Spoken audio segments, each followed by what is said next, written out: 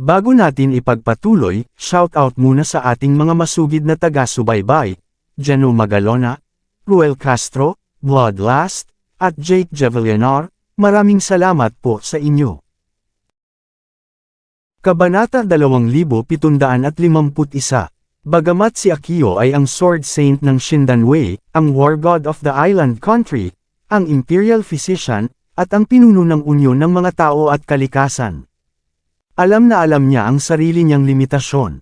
Alam na alam niya kung kailan dapat sumuko sa mga pangyayari.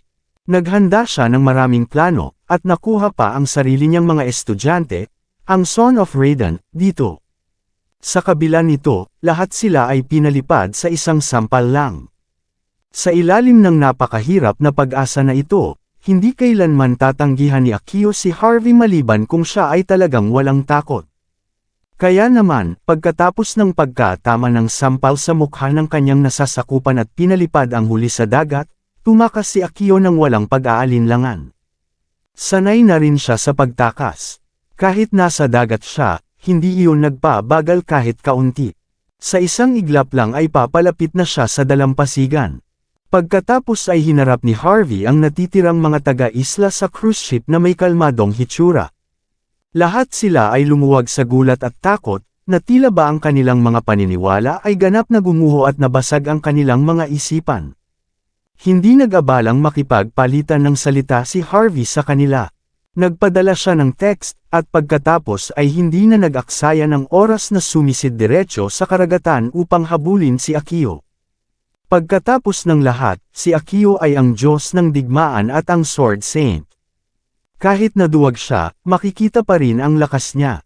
Iyon ang dahilan kung bakit nais ni Harvey na harapin ang problemang ito minsan at para sa lahat. Magiging maayos si Harvey kung ang Diyos ng digmaan ay nakatago sa mga anino na naghihintay na umatake, ngunit kailangan din niyang isipin ang mga nasa paligid niya. Mabilis na napagtanto ni Akio na walang plano si Harvey na pakawalan siya.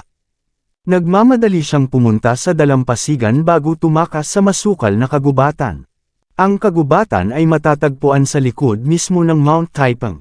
Ito ay itinuturing na likod bahay ng itaas na bilog ng lipunan, at ang buong pagpapalawak ay ipinagbabawal dito. Sinasabing ang kagubatan ay puno ng lahat ng uri ng ibon. Ang kagubatan ay isang pambihirang lugar na hindi nagalaw sa buong Hong Kong. Sayang at walang oras si Akio para i-enjoy ang view. Inipon niya ang lahat ng kanyang lakas upang tumakbo, bago makarating sa isang bangin sa gitna ng isang bundok. Makikita doon ang isang gazebo na hindi naayos sa loob ng maraming taon. Bago pa makaupo si Akio para magpahinga, nag-cross arms na si Harvey at lumabas mula sa dilim ng kagubatan. Napakabilis mo, Sir York. Ang layo na ng tinakbo ko. Hindi mo ba ako pwedeng pakawalin? Binigyan na kita ng napakaraming tao para patayin sa cruise ship. Hindi pa ba sapat yun? Bakit mo pa hinahabol ang isang matandang tulad ko? Hindi ka ba marunong rumspeto sa nakatatanda? Isang walang magawang tingin ang bumungad sa mukha ni Akio, na para bang wala siyang magawa kay Harvey. Ngunit nang mapalingat si Harvey, sinamantala ni Akio ang pagkakataong bumunot ng kanyang espada at sumugod sa isang iglap. Ang kanyang tumatama na espada ay nakatutok mismo sa ulo ni Harvey.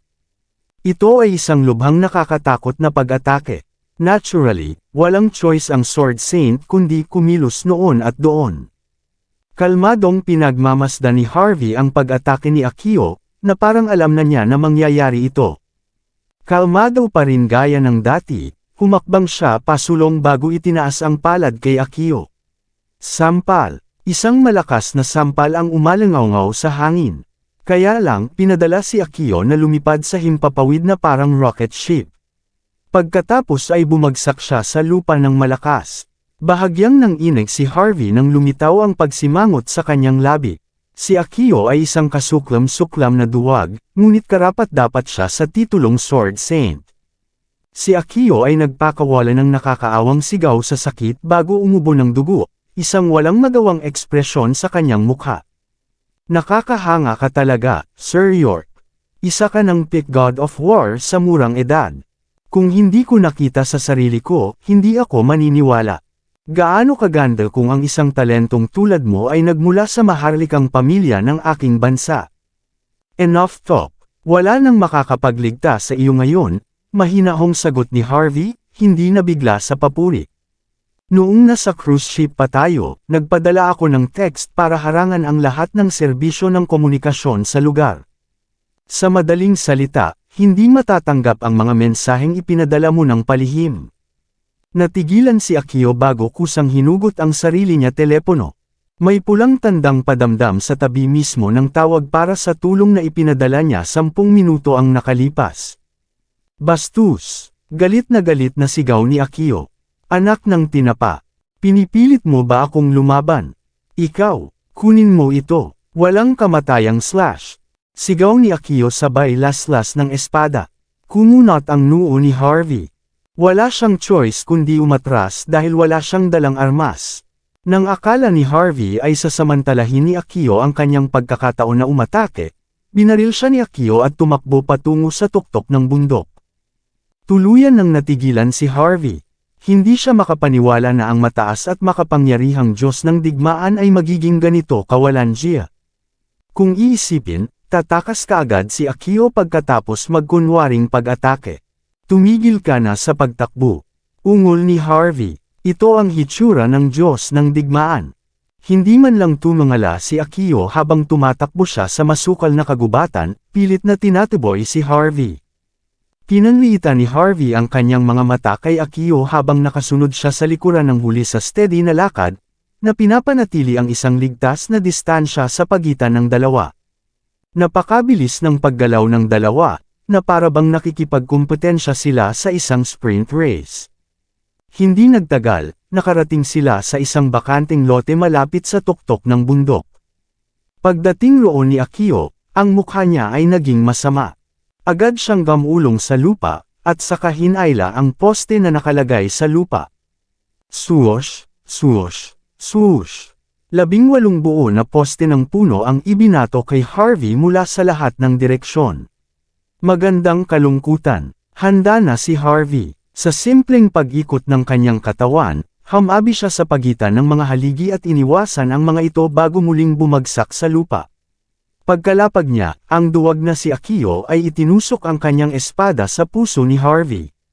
Ang lakas ni Akio ay hindi bababa sa 3 beses na mas malakas kaysa noong tumakbo siya noon. Kung hindi pa handa si Harvey para dito, may kutsilyo na siyang nakatusok sa kanyang dibdib. Bang, bang, bang. Nag-away ang dalawa sa isang iglap. Lumipad sa hangin ang mga durog na bato. Ang mga nahulog na dahon ay agad na naging alikabok nang lumitaw ang mga ito sa harapan nila. Klang! Isinara ni Harvey ang distansya at kinuha ang kutsilyo ni Akio mula sa baywang ni Akio, pagkatapos ay ibinaba ito pasulong na halos imposible. Si Akio ay nagsuot ng nakakatakot na ekspresyon habang itinaas niya ang kanyang espada upang harangan ang pag-atake ni Harvey. Sa gitna ng mga kislap na lumilipad sa lahat ng dako sa kalangitan at ang nakakatakot na tunog ng pag-aaway ng mga metal, ang dalawa sa kanila ay naglabas ng mga putok ng mabangis na aura bago sila sumulong sa isa't isa. Nang dumaan sila sa isa't isa, lumingon si Akio at itinaas ang kanyang kamay para ipana ang isang nakatagong palaso mula sa kanyang manggas patungo sa ulo ni Harvey. Ngunit hindi man lang nagpatinag si Harvey habang winuwagayway ang palad bilang ganti. Habang iniiwas niya ang nakatagong palaso ni Akio, ang palad niya ay nasa mukha na ni Akio. Bang! Agad na pinalipad si Akio, bago bumagsak sa bato kaagad pagkatapos. Agad siyang umubo ng dugong lumabas sa bibig niya. Nagulat si Akio. Ang kanyang mga ugat ay tensyonado, at ang kanyang mga mata ay tumitig ng malalim. Sa simula, itinuring niya si Harvey bilang kanyang kaaway at gumawa ng lahat ng uri ng mga plano upang harapin si Harvey. Sa kabila noon, hindi man lang naging masungit si Harvey kahit na siya ang nangunguna. Nanatili siyang kalmado sa buong sitwasyon. Sa wakas ay nakuha na ni Akio si Harvey sa kanyang teritoryo pagkatapos na magpanggap na isang duwag sa loob ng mahabang sandali, ngunit sinampal pa rin siya nito sa mukha habang si Harvey ay nanatiling hindi nasaktan. Napakalakas ng lalaking nasa harapan niya. Kumalabog. Hindi na nag-aksaya ng oras si Akio sa pag-aalaga sa mga marka ng palad sa kanyang mukha. Kinagat niya ang kanyang mga ngipin at tumalon pasulong bago naglaslas pababa, determinadong talunin si Harvey. Ang kanyang atake ay kasing bilis ng kidlat, parang bulalakaw na bumabagsak mula sa langit. Si Harvey, gayunpaman, ay kalmadong ibinabaon ng espada sa kanyang kamay. Ang salpukan ng mga metal ay umalangaw-ngaw sa himpapawid ng muling mag-cross ang dalawa.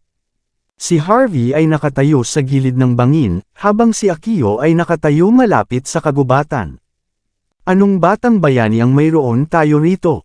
Hinawakan ni Akio ang kanyang espada, ang kanyang ekspresyon ay mabangis at mabisyo. Kung mayroon ka pang ilang taon para lumago, baka hindi na ako maging katapat mo. Pero ngayon, siguradong mapapatay kita. Kung ganoon ka talaga ka-confident, ano ang meron sa lahat ng maliliit na trick na ito? Tanong niya, kahit na ikaw ang Diyos ng digmaan, hindi ka karapat-dapat na tawaging ganyan. Mula nang bumagsak ka sa dagat, nahulog ka na sa likuran ko. Hindi kita pinatay noon dahil lang gusto kong makita ang pakulo na inihanda mo para sa akin. Safe to say, binaygo mo talaga ako. Ako, binabaan kita. Baka nagkakamali ka. Napangiti si Akio. Alam mo ba kung anong lugar ito, Harvey? Alam mo ba ang kahihinatnan ng pagpapakita dito? Kung hindi, hayaan mo akong maliwanagan ka. Sa pamamagitan ng pagwagayway ng kanyang kamay, tinusok ni Akio ang lupa gamit ang kanyang espada. Malakas na yumanig ang lupa, at may nabuong bitik sa ilalim mismo ng kinatatayuan ni Harvey. Naging mapanukso ang tingin ni Harvey. Pagkatapos, inihagis niya ang kanyang kutsilyo sa harap. Putulin. Ang kutsilyo ay tumusok mismo sa katawan ni Akio, at ang pulang kulay ay kumalat sa kung saan-saan.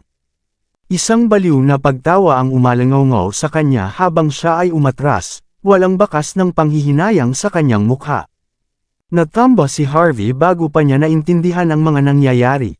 Ang pagkahulog ng 300 talampakan mula sa isang bangin ay tiyak na magwawakas sa buhay ng sinuman. Ang tensyon ni Harvey ay tumaas ng husto, siya ay hamampas sa kanyang mga kamay.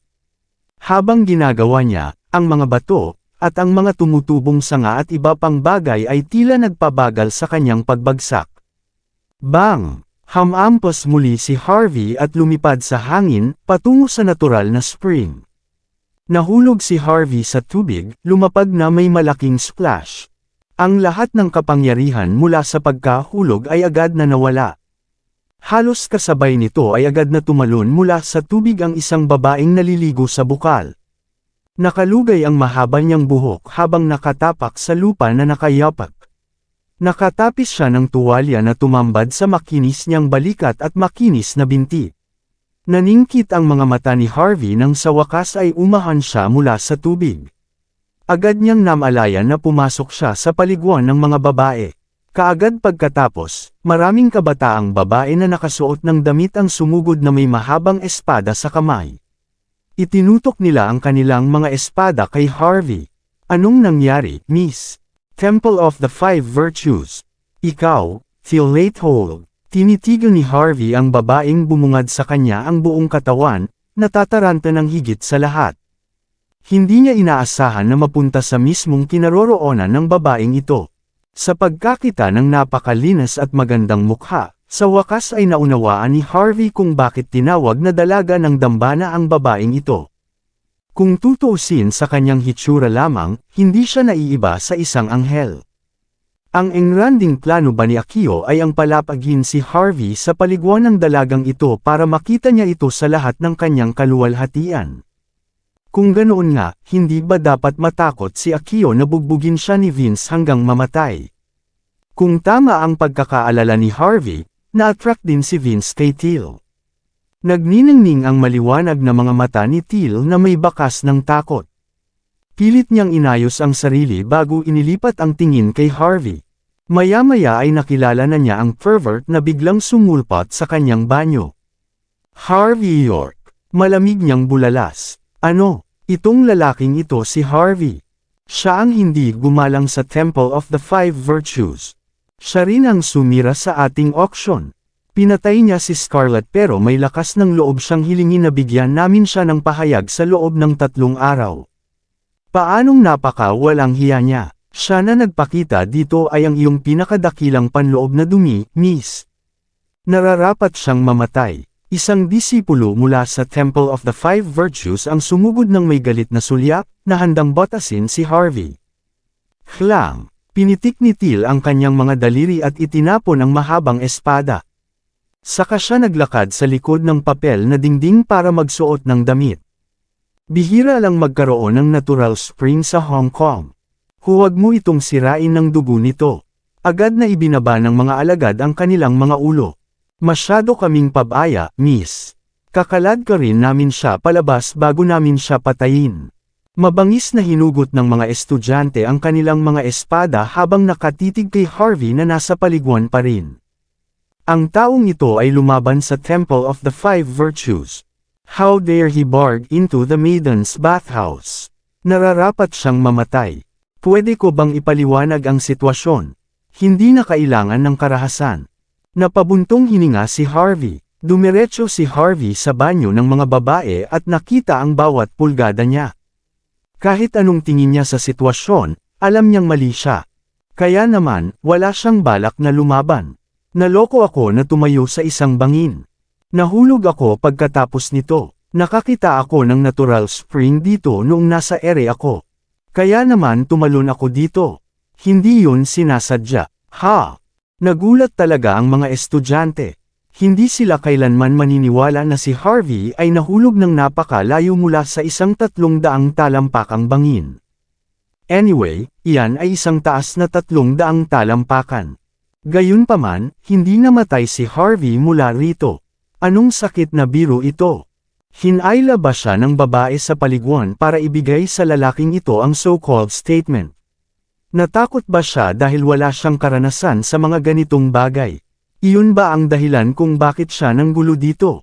Ang mga mag-aaral ay karaniwang nanunood ng maraming dula. Ang pagkikita ni Teal at Harvey ay sapat na para punan nila ang kawalan.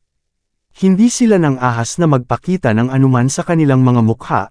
Natatakot sila na ang dalaga ay makikita mismo sila. Maraming salamat sa lahat ng sumusubaybay. Please subscribe and follow my YouTube and Facebook channel, Pilipino Novel. Maraming salamat po. Kabanata 2755. Noon lang, lumitaw si Teal na nakadamit. She was so dazzling, para talaga siyang totoong anghel. Ang malamig niyang mga mata ay nakatingin kay Harvey. Malamig siyang nagsimula. Kanina, gusto mong bigyan ka namin ng pahayag tungkol kay Scarlett. Sa lohikal na pagsasalita, dapat akong pumatay ngayon para sa pagpasok sa aking banyo. Ngunit may utang kami sa iyo ng isang pahayag. Magkakaroon tayo ng tigil putukan dito, maliban kung mayroon kang ibang opinyon. Ha! Napanganga ang lahat ng estudyante sa sinabi ni Teal. Hindi sila makapaniwalang naalis ni Teal ang ganoong kalaking bagay ng ganoon kadali. Matatapos na rin ang pahayag na dapat nilang ibigay kay Harvey. Pagkatapos, sino ang nakaranas ng pinakamalaking pagkatalo? Napasulyap ang ilang estudyante kay Teal, nanginginig ang mga mata sa gulat. Interesado ba ang babaeng ito sa lalaking sumalungat sa Temple of the Five Virtues? Hindi rin naka-imik si Harvey. Hindi niya alam kung ano ang iniisip nitong celestial na babaeng nasa harapan niya. Gayunpaman, naramdaman pa rin niya na siya ay mali. Lumabas siya sa natural na bukal at kumuha ng mabangong tuwalya para patuyuan ang kanyang buhok. Lahat ay nasa ilalim ng nakamamatay na tingin ni Teal. Nang makita ang mga kilos ni Harvey, isang estudyante ang hindi sinasadyang pinayuhan siya. Hoy! Ginamit iyan ni Miss para pangpunas niya. Swash! Namula ang mukha ni Teal bago pa man matapos sabihin ng estudyante. Pagkatapos, humakbang pasulong si Teal at ibinaon ang palad sa dibdib ni Harvey. Sampal. Hinarang ni Harvey ang pag-atake gamit ang sarili niyang sampal. Nakaramdam siya ng kaunting hiya, kaya hindi niya ginamit ang ganoong lakas laban dito bago siya natisod pabalik sa pasukan. Sa sandaling natauhan siya, bumalik ang mabangong tuwalya sa kamay ng batang babae. Pervert ka! Nabawi ni Teal ang dating pagkakalmado. Nagpadala siya ng malamig na tingin kay Harvey. Napagdesisyonan na ang score natin. Ngayon umalis ka na. Naningkit ang mata ni Harvey. Ramdam niya ang galit ni Teal. Kung hindi siya lumabas kaagad, baka umpisahan siya ng babae ng mahabang espada. Kaya naman, ngumiti si Harvey at lumingon ng bahagya. Aalis na ako, pero may kailangan muna akong sabihin. Kung ang lahat ng bagay dito ay nagkataon lamang, kailangan kong humingi ng tawad sa iyo. Pero, biglang nanlamig ang tingin ni Harvey. Kung malaman kong sumasama ka sa mga taga-isla para harapin ako. Wala akong pakialam sa sarili ko na gibain ang Temple of the Five Virtues. Ikaw, sagot ni Teal na may sariling malamig na tingin. Naglakas loob ka bang magsabi ng mga bagay kapag nagpapakita ako ng paggalang? Gaano ka kawalang hiya? Akala mo ba talaga malakas ka? Hindi mo man lang ako matatalo, pero plano mong gumawa ng gulo sa Temple of the Five Virtues. Iminumungkahi ko na itigil mo na ang pagiging tanga. Hindi ako tulad ni Scarlett. Kung iniinis mo ako, hindi ka makakalabas ng Hong Kong ng buhay. Kaya nga, dahil nandito tayo, kailangan kong bigyan ka ng payo. Pakituloy, sabi ni Harvey, inosente na ikaniling ang kanyang ulo. Lumabas ka sa Hong Kong. Huwag ka nang tumuntong muli dito. Kung makalabas ka sa Hong Kong sa loob ng 24 na oras, ang Temple of the Five Virtue ay kakalimutan ang iyong mga nakaraang aksyon. We'll even give you some benefits, patuloy ni Teal, malamig at matatag ang tono. Gayunpaman, tumawa lang si Harvey. Ito ang pangalawang pagkakataon na nagkita tayo. Hindi ba, miss, ganyan ka ba talaga kagalit sa akin? Gusto mo bang makaalis ako ng Hong Kong ng ganito kalubha? Tama, mula nang dumating ka rito, ang Hong Kong ay patuloy na nagbabago. Nagsisimula ng mabuo ang mga bitek sa Yorks ng Hong Kong. Kumuha si Teal ng isang tasa ng tsaa mula sa isa sa mga estudyante at humigop, hindi nagbabago ang kanyang malamig na ekspresyon. Ang katatagan ng Yorks ang nagpapanatili sa Hong Kong at Las Vegas na nakalutang. Ang pag-iral mo ay magdudulot ng malaking gulo dito, kaya sana makaalis ka na rito sa lalong madaling panahon. Ito ay para sa Yorks. Para rin sa Hong Kong at Las Vegas. Kung aalis ka ngayon, makakapatay tayo ng 3 ibon gamit ang isang bato. Iyon ay magiging mahusay para sa lahat, tama ba? Itinagilid ni Harvey ang kanyang ulo, ngumiti ng malumanay. Medyo bias ka, Teal. Ang dami na nangyari. Isang bagay ang tiyak, hindi karapat-dapat si Vince na kunin ang posisyon ng bagong head ng pamilya. Kahit na wala ako dito, ang kanyang posisyon bilang head ay hindi magiging matigas. Wala itong kinalaman sa akin.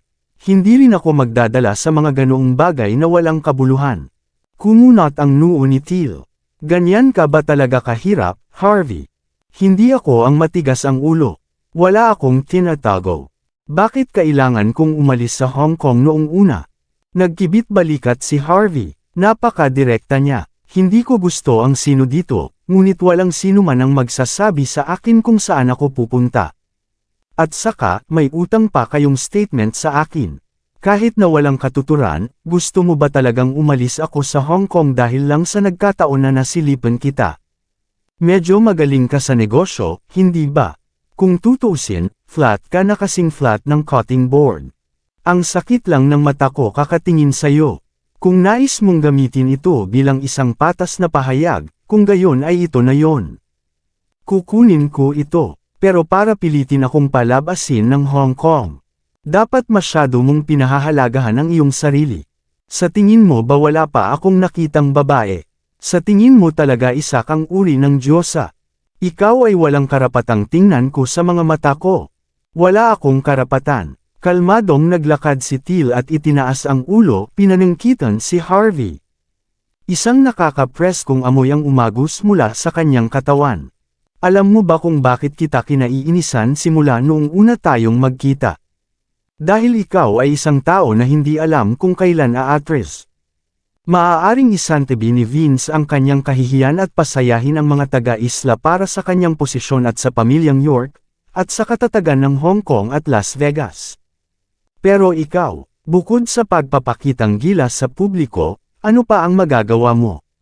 Pag-usapan natin ang tungkol sa espada ng head coach habang nandoon tayo. Malinaw na sinusubukan mong ipasok si Murphy sa gulo, ngunit kumikilos ka na parang nakikipagkompetensya para sa isang patas at parisukat na bagay. Natalo ka sa huli, ngunit naglakas loob kang sabihin sa lahat na ikaw ang head coach. Hindi mo siya kamukha kahit kaunti. Ang head coach ay isang napakatalino na tao. Ang aura nito ay maaaring yumanig sa buong mundo. Siya ay isang buhay na alamat ng puwersang militar ng bansa H. How dare you call yourself that? Hindi mo ba alam na nadungisan mo na ang pangalan niya sa sinabi mo? Ang mga tingin ni Till kay Harvey ay puno ng pangungutya at pang-aalipusta. Dahil dyan, galit na galit ako sa'yo. Kung hindi dahil pinipigilan ko ang sarili ko na pumatay ng mga inosenteng tao. Hindi ka man lang magkakaroon ng pagkakataong makaalis dito. Nagkibit balikat si Harvey. Lahat ng sinasabi ko ay totoo. Nasa iyo na kung gusto mong maniwala sa akin o hindi. Kung ganyan ka pa rin magsalita ngayon, you really must be an irredeemable man. May bahid ng galit ang mukha ni Till. Siguradong idolo niya ang head coach. Hinding-hindi niya hahayaang madungisan ng sinuman ang napakagandang pangalan ng lalaking iyon. Napa-atras siya ng isang hakbang at malamig na umungol. Alisin niyo na ang lalaking ito. Itapon siya sa labas ng Hong Kong sa gusto man niya o hindi. Magpadala ng salita. Kung maglakas loob si Harvey na tawagin ang kanyang sarili na head coach, o magpakita sa Hong Kong o Las Vegas sa hinaharap. Ang Temple of the Five Virtues ay hindi titigil sa wala upang patayin siya. Tumalikod na at umalis si Till nang matapos siyang magsalita. Maraming mga disipulo ang humakbang pasulong, na itinutok ang kanilang mga espada kay Harvey. Umalis ka na dito, Harvey. Napaungol ang isa sa kanila. Hindi na pinansin ni Harvey ang karamihan. Pinanliitan niya ng mata si Till at mahinahong sinabi, I'd still say the same thing, Till. Kaya kung iwan ang Temple of the Five Virtues, ngunit hindi ako aalis sa Hong Kong. Kung tungkol naman sa head coach, kung hindi ka naniniwala na ako siya, so be it. May itatanong ako sa iyo bilang kapalit. Kumakalat ang mga chismis tungkol kay Vince bilang ang aktwal na sword camp head trainer. Huwag na nating pag-usapan ang edad, kakayahan o kung ano pa man ngayon. Isa lang ang itatanong ko sa iyo. Akala mo ba siya ang head coach? Siya ay nag-iisang winasak ang 5 pinakamalakas na bansa sa panahon ng digmaang Euro-American at nakipag-ugnayan sa lahat ng uri ng Sword Saint, Ninja Kings, at Onmyoji mula sa island nations. Sa tingin mo ba ang head coach mismo ay luluhod sa mga islanders para lang sa posisyon ng head ng kanyang pamilya? O sa halip, sa tingin mo ba ay karapat-dapat si Vince sa titulo? Talagang hindi. Sinuportahan mo lang siya dahil na brainwash ka sa pag-iisip na siya ang head coach. Gumising ka na. Ang isang tunay na head coach ay hindi magpapanggap ng ganito. Kung gusto ng head coach na maupo sa ganoong posisyon, siya na ang nasa ganoong posisyon sa sandaling sabihin niya ang salita. Huwag ka nang mangarap, Till. Alam kong gusto mong pakasalan ng head coach, ngunit sa iyong mahinang paghuhusga at katalinuhan, hindi ka magkakaroon ng pagkakataon. Swash! Hindi na napigilan ni Till ang kanyang emosyon. Binunot niya ang kanyang espada at lumundag pasulong, at diretsyong tumalon kay Harvey. Tumawa si Harvey, at umatras ng ilang hakbang para iwasan siya. Nalilito si Till. Kinilala ng lahat ng Hong Kong at Las Vegas si Vince bilang isang maalamat na head coach. Gayunpaman, may nang-ahas na tanungin ang kanyang pagkakakilanlan. How dare Harvey? Tumayo si Akio sa likod ng ipinagbabawal na lugar ng Temple of the Five Virtues na may masakit na ekspresyon habang dinidiin ang kamay sa sugat sa tiyan. Nilunok niya ang tableta at gumapang sa gilid ng bangin. Pagkatapos, tumingin siya sa ibaba gamit ang isang teleskopyo. Medyo nawala ng kulay ang mukha niya bago siya nagpakawala ng inis na buntong hininga. Iniwan ni Till na buhay ang batang ito, bulong niya sa sarili. Tulad ng inaasahan sa isang lalaking inaalagaan.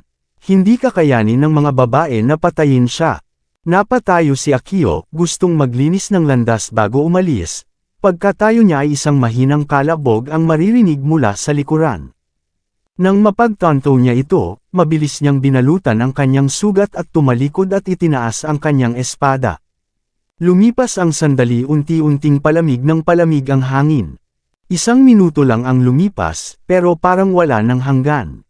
Pagkaraan ng mahabang sandali, dahan-dahang lumabas ang isang matandang lalaki mula sa kagubatan, na naka-cross arms. Napuno ng hangin ang kanyang kahangahangang aura, ngunit nanatili siyang walang emosyon. Bakas sa killing intent ang pagtitig niya kay Akio. Tinitigan ni Akio ang lalaki na may singkit na mga mata bago tumawa. Din Cobb, Nanyang God of War.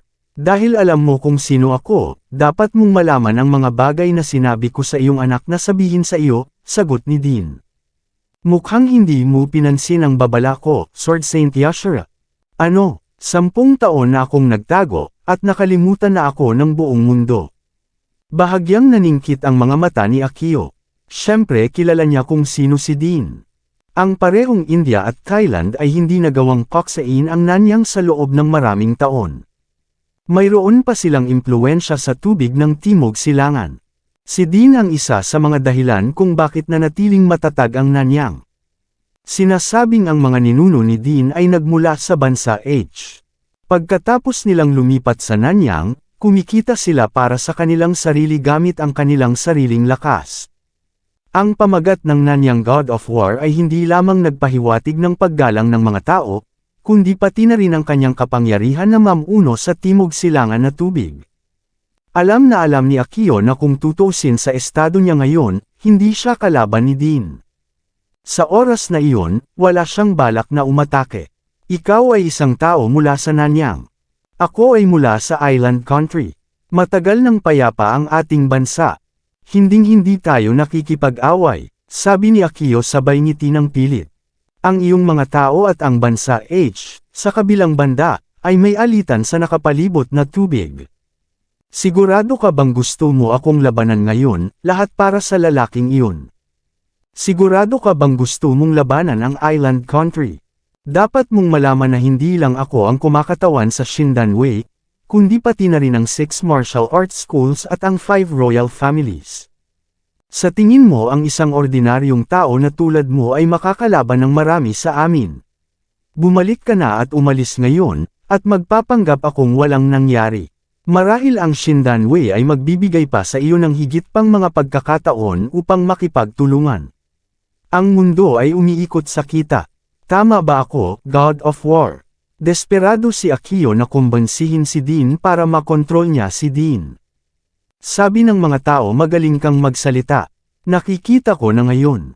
Kung sasabihin sa akin ito ng Diyos ng digmaan mula sa bansa H, maniniwala ako sa kanya. Pero sanay kang magtaksil sa iba. Ang iyong mga pangako ay walang iba kundi kalokohan. Sabihin mo sa akin, paano ako magtitiwala sa iyo ngayon? Ako ay isang naghihingalong matandang lalaki lamang, ngunit alam ko na ang aking bansa at ang bansa H ay kailangang umasa sa isa't isa. Tama, may mga conflict sa pagitan namin. Pero ngayon, kontrolado na ang lahat. Sa kabilang banda, kaming mga taga-Nanyang ay maaaring mabuhay ng isang kakilakilabot na buhay sa hinaharap kung makakamit ninyong mga taga-isla ang inyong mga layunin. Tama ba ako? Napabuntong hininga si Akio nang makitang wala na siyang paraan para kumbansihin si Din. Kaya sinasabi mo na handa kang tahakin ang landas na ito hanggang sa mapait na dulo. Mahinahong tanong niya, kung ganoon ang kaso, pumunta ka sa akin. Ipapadala kita sa iyong kamatayan. Tumingin si Akio kay Din na may masamang tingin. Kasabay nito, lalong nagiging halata ang kagustuhan niyang patayin si Harvey.